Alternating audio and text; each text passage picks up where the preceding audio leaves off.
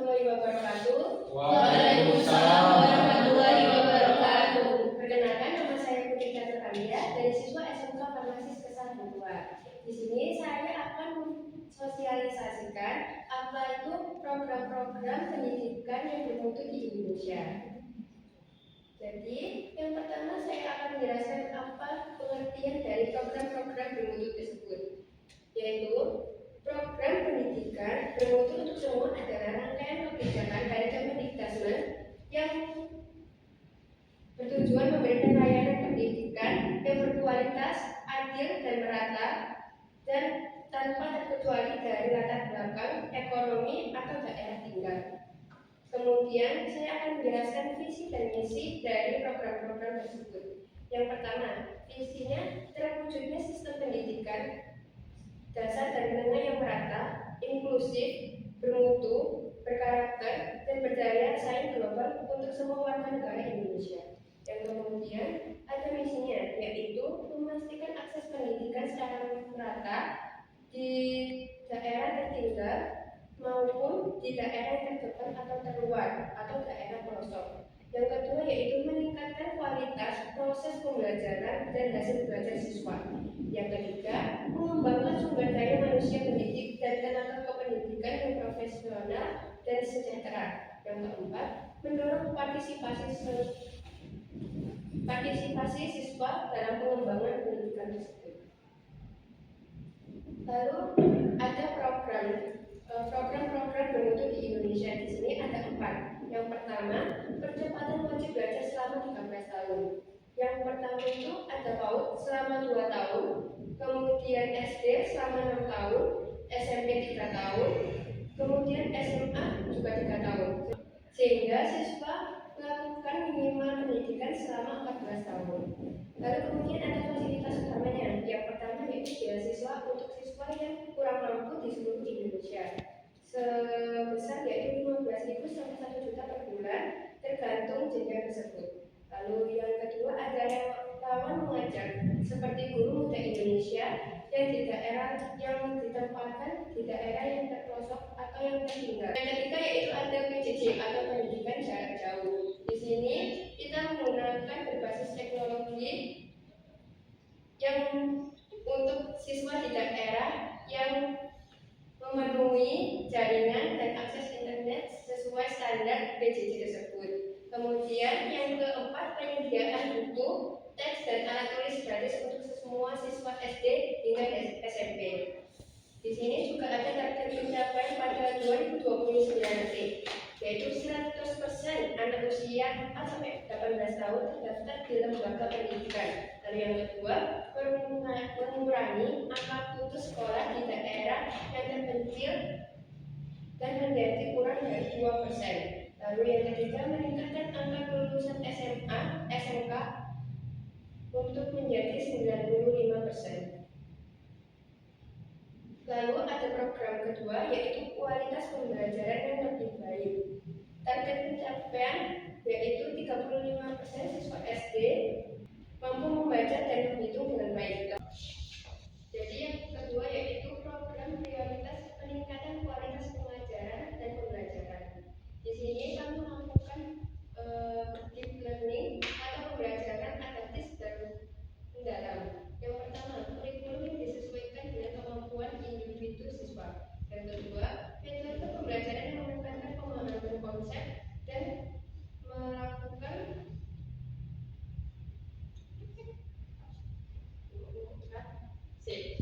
metode pembelajaran ini menekankan pemahaman konsep, bukan hafalan. Lalu yang ketiga, penilaian berbasis kompetensi, pengetahuan, keterampilan dan sikap. Lalu yang kedua ada pengenalan teknologi dan inovasi. Di sini seperti coding dan kecerdasan buatan atau AI mulai dari SD. Yang kemudian kedua menggunakan praktek pembelajaran interaktif di setiap kelas. Lalu yang ketiga penyelenggaraan lomba teknologi dan inovasi untuk siswa.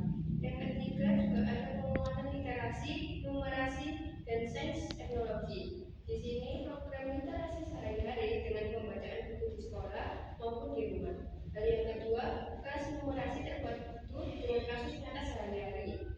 Lalu yang ketiga, laboratorium sains dan teknologi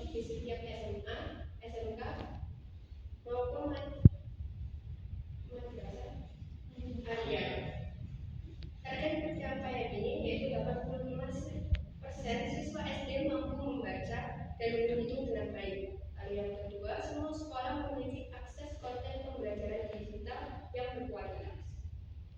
Lalu ada program prioritas ketiga, yaitu penguatan pendidik dan penanganan pendidikan. Yang pertama yaitu redistribusi guru ASN. Di sini memindahkan guru dari daerah dengan jumlah guru berlebih ke daerah yang terpencil ataupun terpelosok. Yang kedua, memberikan insentif tambahan bagi guru yang bekerja di daerah 3T. Lalu yang kedua, pembaruan sistem pengelolaan kinerja. Yang pertama, kinerja guru dinilai berdasarkan hasil belajar siswa dengan kualitas pembelajaran sehari-hari. Lalu yang kedua, penghargaan bagi guru berprestasi dengan mendapatkan benefit promosi cepat dan bonus. Lalu yang ketiga, peningkatan kualitas dan kesejahteraan. Di sini yang pertama yaitu pendidikan lanjutan minimal D4 atau S1 untuk semua guru. Lalu yang kedua, pelatihan berkala tentang metode pembelajaran baru dan teknologi. Yang ketiga, peningkatan gaji dan tunjangan guru untuk guru yang melakukan profesi guru atau PG.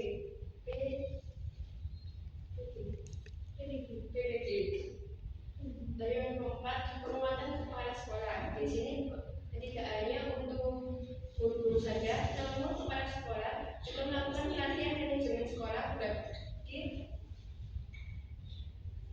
seluruh instansi tersebut. Lalu yang kedua, pemberian wewenang lebih dalam pengelolaan anggaran dan sumber daya.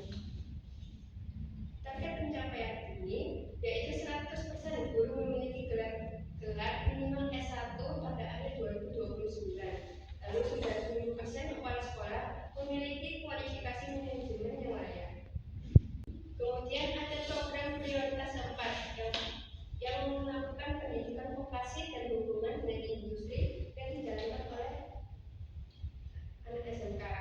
Yang pertama yaitu penyesuaian kurikulum vokasi. Yang pertama, kurikulum diajar bersama industri untuk memastikan keterampilan yang dibutuhkan.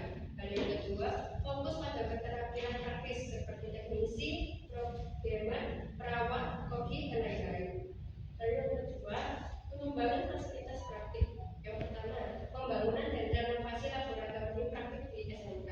Lalu yang kedua, penyediaan peralatan dan mesin terbaru sesuai standar industri, yaitu kerjasama dengan industri yang sesuai atau berbasis dengan vokasi tersebut. Yang pertama yaitu program kerja magang. Di sini minimal 6 bulan untuk siswa SMK atau bisa disebut PKR, praktik kerja lapangan. Lalu yang kedua, penyerahan sertifikat industri bagi siswa yang lulus praktik tersebut. Lalu yang ketiga, penyerahan lowongan kerja langsung dari industri ke siswa lulusan sekolah yang telah melakukan praktik kerja lapangan di industri tersebut. Target pencapaian ini sebelumnya yang keempat yaitu program vokasi muda, yaitu pelatihan keterampilan vokasi bagi anak yang putus sekolah atau tidak melanjutkan SMK.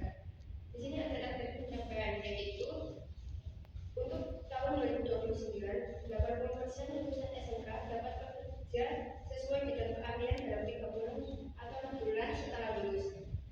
Lalu yang kedua, semua SMK memiliki setidaknya 5 mitra industri kerjasama.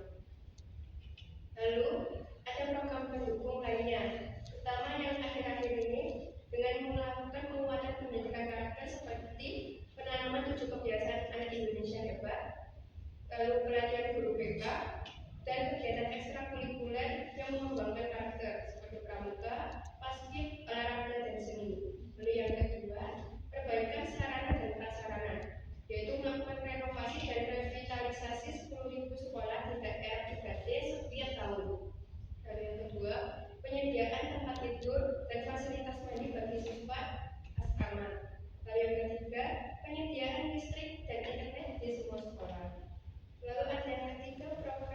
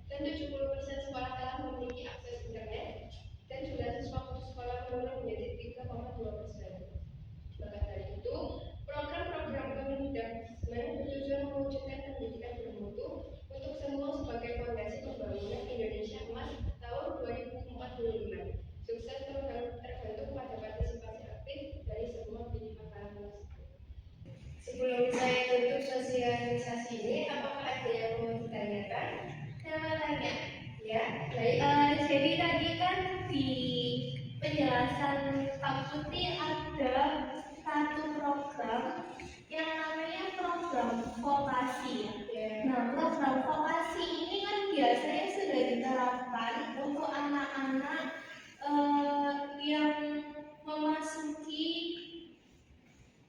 SMA atau SMK. Ya.